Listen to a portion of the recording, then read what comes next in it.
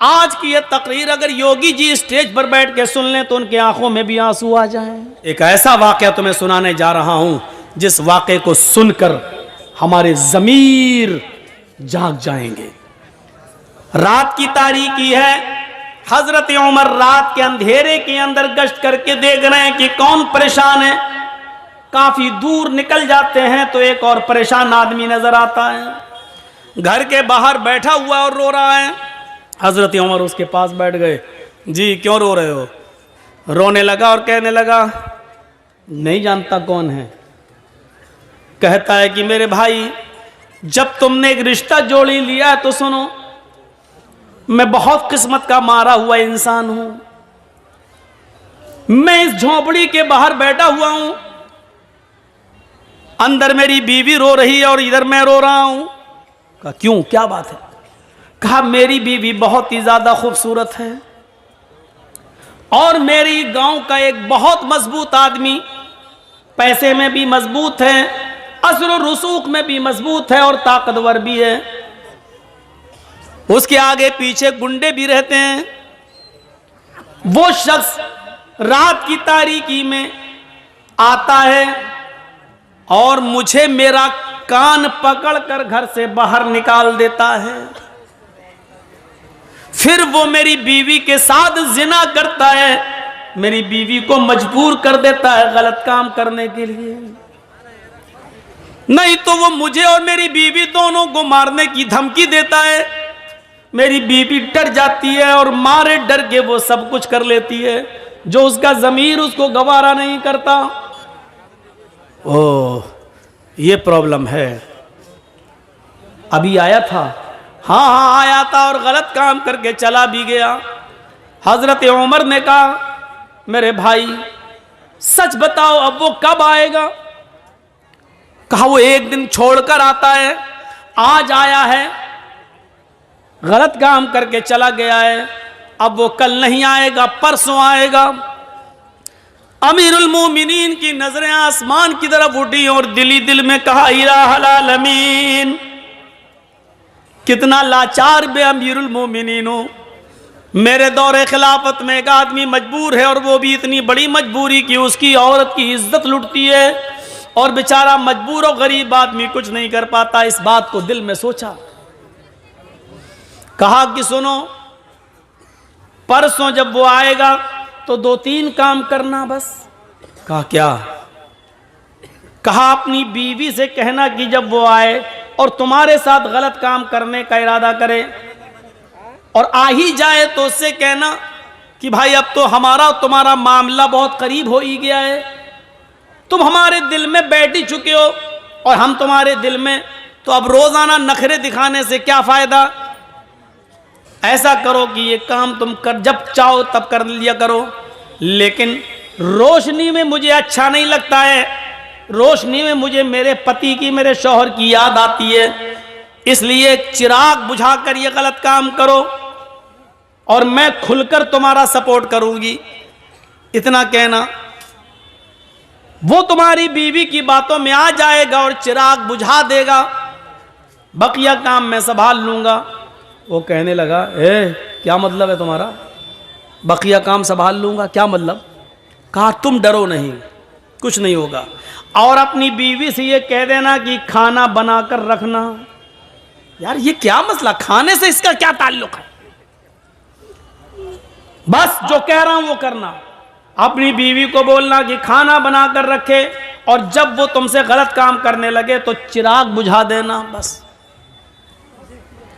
एक दिन गुजर गया, वो नहीं आया, दूसरा दिन वो आता है, जिना की नीयत लेकर आता है, जिना के इरादे से आता है, जिना करने के लिए आता है।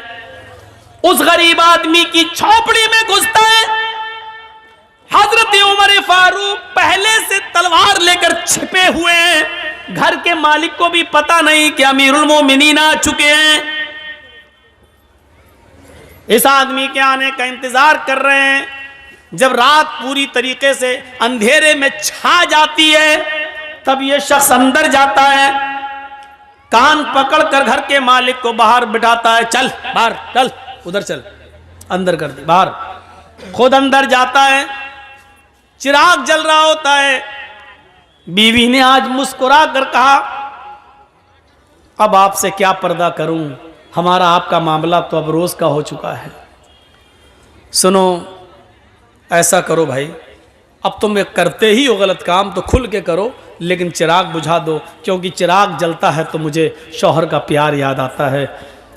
मैं चाहती हूं कि अपने शौहर को भूल जाऊं और तुम्हारी आगोश में आ जाऊं।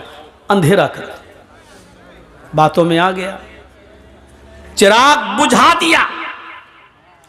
उधर हजरत उमर इस ताक में थे कि गलत काम होने ना पाए, क्योंकि मैं बचाने के लिए आया हूं। जैसे ही चिराग बुझता है, हजरत उमर फारूक उस झोंपड़ी के अंदर घुसते हैं। अब खतरा था कि तलवार अंधेरे में चलाएं तो ऐसा ना हो कि आदमी की जगह पर, जानी की जगह पर इस गरीब आदमी की बीवी की गर्दन पर कहीं तलवार न चल जाए, इसलिए कुछ बोलना था। हजरत उमर अंदर घुसे और खांसे। वो समझा कि इसका पति आ गया अंदर। उसने कहा, अभी भाग, चल, अभी तो कुछ हुआ ही नहीं, तू आ गया, भाग। इसी आवाज को सुनना था हजरत उमर फारूक को। हजरत उमर फारूक ने देख लिया कि आवाज किस सिमत से आ रही है, उसी वक्त उसके सर को पकड़ लिया। जैसे ही उसके सर को पकड़ा और बाल पकड़ के खींचा तो उसके बाल भी लंबे लंबे थे। अब यह शक हुआ कि कहीं औरत के बाल तो नहीं है। अब वो उसको बार बार उसको बाल को झुमा रहे हैं, तो वो चीखता है, अबे क्या कर रहा है, अबे हट। समझ गए कि यही है, फौरन बाल पकड़ के गिराया, मारी एक तलवार। जिंदगी का रिकॉर्ड है, हजरत उमर ने जब भी किसी को कत्ल किया दोबारा तलवार चलाने की नौबत नहीं आई। एक ही वार में गर्दन तन से जुदा हो जाती थी। अंधेरे में भी तलवार मारी तो गर्दन अलग पड़ी हुई है, तन अलग है, तड़पने लगा। कहा, मेरी बहन जल्दी से चिराग जलाओ। चिराग जलाया गया, शक्ल देगी तो कहा, अल्हम्दुलिल्लाहि रब्बिल आलमीन। इधर आओ मेरे भाई, अंदर क्या बाहर क्या खड़े हो, तुम्हारा काम हो गया है। हैं? मार दिया, कत्ल कर दिया क्या? अरे अगर यह अमीरुल मोमिनीन को, उमर को पता चल गया तो मुझे भी कत्ल कर दिया जाएगा। ये तुमने क्या किया? एक और मुसीबत तुमने हमारे लिए खड़ी कर दी। हजरत उमर ने मुस्कुराते हुए कहा, पहले खाना लगाओ। लाश रखी हुई है, गर्दन कटी पड़ी हुई है, खून वहीं पर ताजा ताजा पड़ा हुआ है, और हजरत उमर वहीं बैठकर खाना खा रहे हैं लाश के पास। वो यहूदी बार बार देख रहा है कि ये कौन सी दुनिया का आदमी है, लाश के पास तो खाने की हिम्मत नहीं पड़ती और ये खा रहा है। और ये मुसलमान भी है। मुसलमान तो किसी के मरने के बाद इन्ना अल्लाह पढ़ते ही अल्हम्दुलिल्लाह पढ़ रहा है। और कत्ल ही करना था तो चिराग क्यों बुझवाया इसने?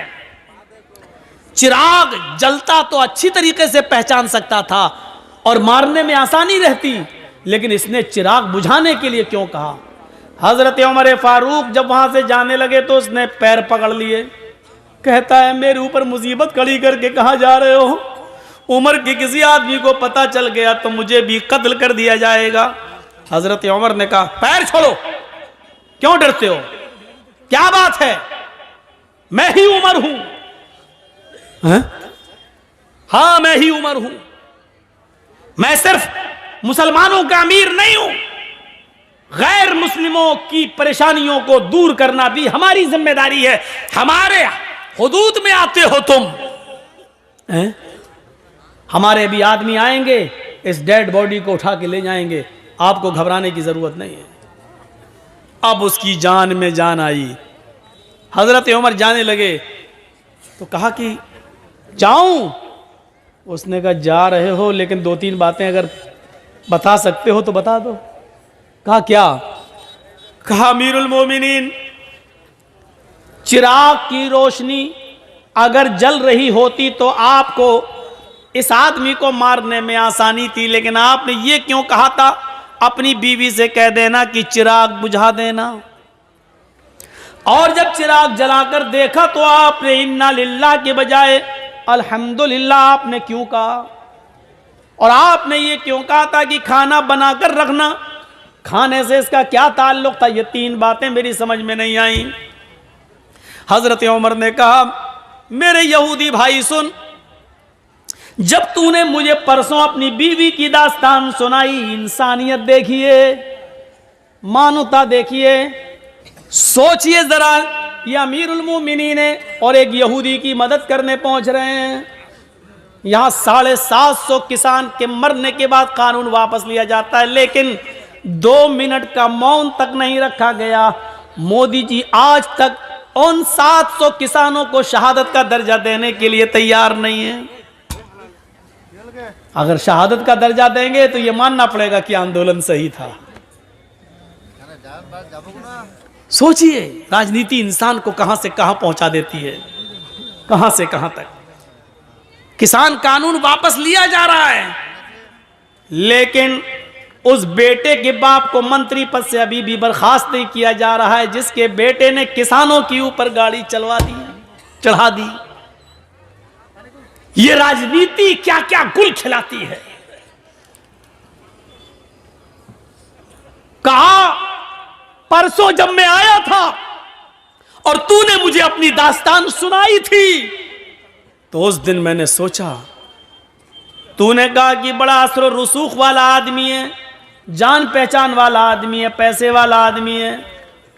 तो मैंने सोचा कि आए उमर, ये गलत काम करने वाला कहीं तेरा बेटा तो नहीं है, कहीं तेरे खानदान का कोई आदमी तो नहीं है? इतनी हिम्मत किसकी है जो मेरे दौरे खिलाफत में यहाँ आकर यह काम कर रहा है? तो मेरे दिल में यह ख्याल आया कि इतना गंदा काम मेरे दौरे खिलाफत में कोई मेरे खानदान का, मेरे घर का कोई आदमी तो नहीं कर रहा है। इसलिए मैंने कहा था चिराग बुझा देना। आए मेरे यहूदी भाई, जब मैं घर के अंदर घुसा चिराग बुझाने के लिए, इसलिए कहा था अगर चिराग जल रहा होता और ये आदमी या जिना करने वाला कोई और होता, मेरा करीबी रिश्तेदार होता, मेरा बेटा होता, और तेरे घर में जब मैं घुसता और चिराग जल रहा होता और मेरी नजर उसके ऊपर पड़ती और उसकी मेरी ऊपर पड़ती, तो हो सकता अपना बेटा समझकर, अपना बेटा अपने बेटे को देखकर, अपने भतीजे को देखकर, अपने खानदान के किसी रिश्तेदार को देखकर हो सकता था कि मेरा गुस्सा ठंडा हो जाता और तलवार फिर मेरी उसकी गर्दन पर न चलती और फिर मैं तुझे मनाता कि कुछ ले दे के मामला रफा दफा कर लो। इसलिए मैंने चिराग बुझाने के लिए कह दिया था, ताकि ना मैं शक्ल देखूंगा ना उसकी शक्ल मुझे दिखेगी, तो तलवार चलाने में आसानी होगी। फिर मैंने उसकी गर्दन पे तलवार चलाई और जब गर्दन मेरे हाथ में आ गई तन अलग, तो फिर मैंने तुम्हारी बीवी से कहा, बहन जल्दी से चिराग जलाओ, इसलिए कि मैंने ये देखने की हिर्स थी, लालच था कि देखें मरने वाला मेरा रिश्तेदार तो नहीं है। जब चिराग जला और उसके सर पर मेरी नजर पड़ी तो मैंने अल्लाह का शुक्र अदा किया, इसलिए कि अल्हम्दुलिल्लाह मरने वाला मेरा खानदान का नहीं, मेरा रिश्तेदार नहीं, मेरा बेटा नहीं, मेरा भतीजा नहीं, मरने वाला भी गैर मुस्लिम है, तू भी गैर मुस्लिम है, ये गलत काम करने वाला भी गैर मुस्लिम है। इस पर मैंने अल्हम्दुलिल्लाहि रब्बिल आलमीन पढ़ा। तमाम तारीफें अल्लाह के लिए हैं जिसने जो दोनों जहान का पालनहार है, इसलिए मैंने अल्हम्दुलिल्लाह पढ़ा है कि मरने वाला मेरे खानदान का नहीं है। उसने कहा, अच्छा खाना बनाने के लिए क्यों कहा? कहा जब तूने परसों मुझे ये दास्तान सुनाई तो उसी दिन मैंने कसम खा ली, उमर तेरे दौरे खिलाफत में यह आदमी परेशान है और तू आराम से कैसे खाना खा सकता है, तू कैसे पानी पी सकता है, तू मौज मस्ती के साथ कैसे रह सकता है। आए उमर, उस वक्त तक तेरे ऊपर खाना हराम है जब तक कि उस आदमी के लिए खाने के लिए रास्ता हमवार न कर देगा, जब तक कि इस आदमी को मारकर और उस आदमी को नजात देकर जब तक मैं फारिग न हो जाऊं तब तक मैं खाना नहीं खाऊंगा। मैं परसों से भूखा हूं, कल दिन भर नहीं खाया, आज दिन भर नहीं खाया। जिंदा रहने के लिए मैंने 1-2 खजूरें खाई और पानी पिया। मेरे दिल में यह था कि जब तक तुझे इस मुसीबत से नजात न दिला दूं, तुम्हारे लिए खाने पीने का रास्ता हमवार न कर दूं। जब तुम चैन से नहीं खा पा रहे हो तो मैं चैन से कैसे खाऊं? जब तुम चैन से बैठ नहीं पा रहे हो तो मैं चैन से कैसे बैठूं? इसलिए मैंने खाना नहीं खाया था। अल्हम्दुलिल्लाह आज मैंने पेट भर के खाना खाया। एक आदमी की मुसीबत को अपनी मुसीबत समझना, उसके दर्द को अपना दर्द समझना, यह इस्लाम है। इन्नद्दीना इंदल्लाहिल इस्लाम, अल्लाह की दृष्टि में, अल्लाह की नजर में सबसे बेहतर दीन इस्लाम है। यह इंसानियत हमारे और आपके अंदर होनी चाहिए। वरना एक औरत कह देती थी रात के अंधेरे में, एक औरत रात के अंधेरे में हजरत उमर ने देखा कि हांडी जल रही है। उस औरत के पतीली का ढक्कन खोल के देखा तो उसमें सिर्फ पानी गर्म हो रहा है और 2-3 पत्थर पड़े हुए हैं। उस औरत से पूछा, ये क्या है पानी के अंदर पत्थर? कहा कि मैं नहीं जानती ये कौन है। कहती है क्या करूं, बच्चे भूखे हैं, इनको तसल्ली दे रही हूं। आग जलती रहेगी, हांडी पकती रहेगी, पत्थर उबलते रहेंगे और इन बच्चों को इंतजार में, हाँ मेरी माँ खाना बना रही है, नींद आ जाएगी और भूखे सो जाएगी। बच्चों को धोखा दे रही हो तो क्या करूं, मेरे पास जब कुछ है नहीं। तुमने अमीरुल मोमिनीन से क्यों नहीं कहा, उमर से क्यों नहीं कहा? उस औरत का जवाब देखो क्या है। कहती है मैं उमर के पास क्यों जाऊं कहने के लिए, क्यों जाऊं मैं? उमर अमीर है, लोगों का जिम्मेदार है। उमर की ड्यूटी है ये पता लगाना कि किसके घर में चूल्हा जल रहा है और किसके घर में चूल्हा नहीं जल रहा है। मेरे भाई तुम गवाह रहना, हजरत उमर से ही कह रही है, मेरे भाई तुम गवाह रहना, कल कयामत के दिन मैं उमर का गरीबान पकड़ूंगी। आज कोई योगी जी से कह दे देख लेंगे तुम्हें कयामत के दिन, या कुछ उल्टा सीधा एक जुमला बोल दे, जमानत नहीं होगी आपकी, राष्ट्रद्रोह का मुकदमा ठुक जाएगा। राष्ट्रद्रोह का एक तो ठोंक दो वाली भाषा और दूसरा मुकदमा। देखा ना डॉक्टर कफील के ऊपर कैसे कैसे मुकदमे चलाए थे, जिसने बच्चों की जान बचाई हो, अपने घर का ऑक्सीजन लेकर बच्चों की जान बचाई हो, उसके ऊपर राष्ट्रद्रोह का मुकदमा। हजरत उमर से कहा उसने कयामत के दिन मैं उमर का गरीबान पकड़ूंगी।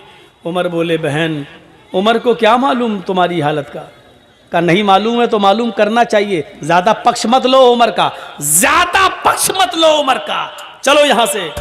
हजरत उमर कहते हैं मेरी बहन तुम रुको, तुम बहन हो, मैं घर से कुछ इंतजाम करता हूं। ये नहीं बताया कि मैं ही उमर हूं। अंदर गए, दरबार खिलाफत में अपने गुलाम मसलम को जगाया, आटे की एक बोरी, घी वगैरह, अनाज वगैरह और उस जमाने में जो फल फ्रूट जो अनाज चलता था उसकी एक थैली ली, एक पीठ पे लादी, तेल और घी अपने हाथ में लिया और चलने लगे। उनका गुलाम कहता अमीरुल मोमिनीन ये क्या कर रहे हैं आप? हमारे आका है, मैं आपका गुलाम हूं, ये सारा बोझ उठाने के लिए मैं हूं, आप नहीं। हजरत उमर ने जो जवाब दिया सुनिए, वो इस मुल्क के जिम्मेदारों के लिए जरूरी है। हजरत उमर ने जवाब दिया नहीं नहीं नहीं नहीं, कयामत के दिन उस औरत ने मेरा गरीबान पकड़ने की बात कही, तुम्हारा नहीं।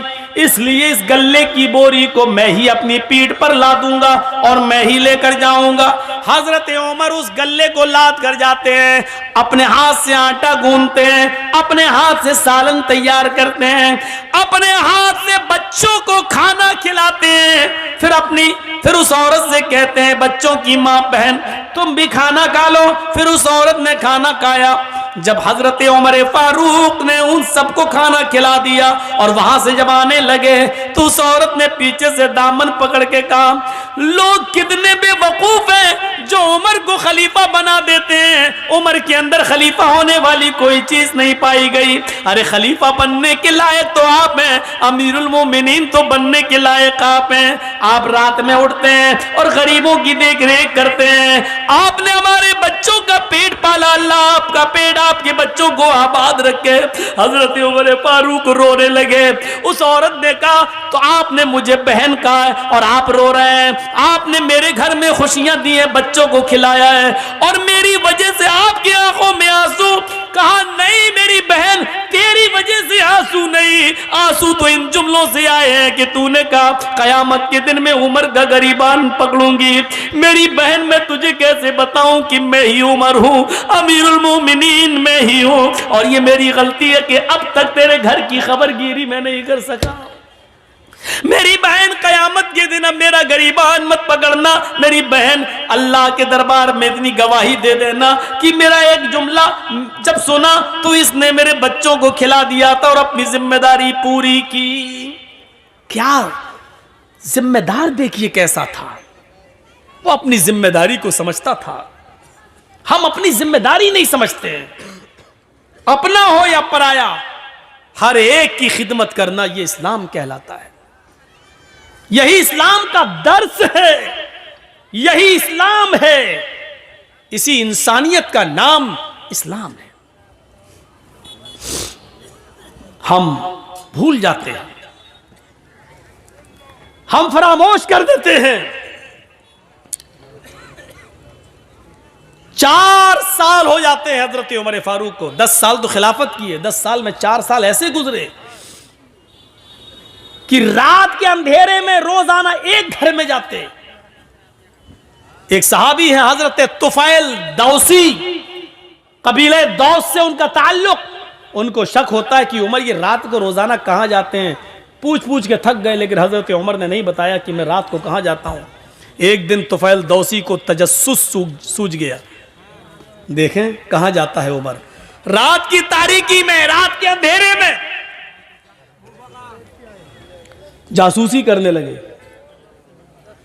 हजरत उमर आगे आगे जा रहे हैं, तुफैल दौसी पीछे पीछे पेड़ से छुप छुप के कि उमर मुझे देख न लें। हजरत उमर दाएं बाएं देख रहे हैं लेकिन इनको पीछे का कोई आदमी दिखाई नहीं दे रहा है। चल दिए 4-5 मील दूर एक बियाबान आबादी में, आज बियाबान जगह आ जाते हैं। 5-6 झोपड़ियों के अलावा वहां कुछ नहीं है। एक झोपड़ी में चिराग जल रहा था। हजरत उमर फारूक ने दाएं बाएं देखा कि मुझे कोई नहीं देख रहा, उस झोपड़ी के अंदर घुस जाते हैं। तो तुफैल दौसी को शक हो गया कि उमर इतनी रात में इस झोपड़ी में क्या करने गया। इंसान की फितरत है, रात के अंधेरे में आप भी अगर दाएं बाएं देखें और कोई ना आपको देख रहा हो, चुपके से आप किसी घर में घुस जाएं, वो भी रात के अंधेरे में, तो मेरे दिल में तो तरह तरह के ख्यालात उठेंगे ही कि आप क्यों गए, इतनी रात में क्यों जा रहे हैं। तुफैल दौसी कहते हैं कि मैं उमर के निकलने का इंतजार करने लगा कि इतनी रात में उमर इस घर में क्या करता है और रोजाना आता है क्या करता है। काफी देर के बाद उस झोपड़ी से जब हजरत उमर निकले और सीधे चले गए, तुफैल दौसी ने कहा जा रहे हैं जाने दो, मैं झोपड़ी में जाके देखूं कि इसमें क्या है। हजरत तुफैल जब उस झोपड़ी में घुसते हैं तो क्या देखते हैं कि एक कोने में चिराग जल रहा है। उस चिराग के पास खजूर के पत्तों की बनी हुई एक चटाई बिछी हुई है। उस चटाई के ऊपर कोई लेटा हुआ है।